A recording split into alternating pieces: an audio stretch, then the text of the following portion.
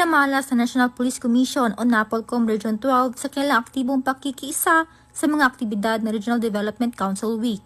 Ginanap ang selebrasyon sa Sitio Uglandang, Barangay Cublon, Tupi, South Cotabato, kung saan tampok ang iba't ibang makabuluhang gawain tulad ng isang makulay na motorcade, tree growing activity, Zumba session at larong Pinoy.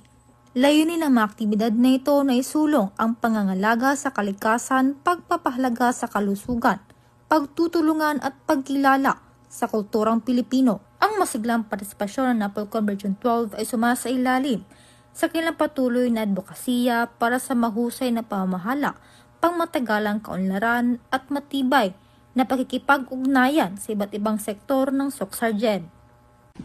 Mula dito sa Rehiyon 12, ako ang iyong PNN correspondent, Patrolwoman Ara Cassandra Compon, alagad ng batas, tagataguyod ng Balitang Pulis.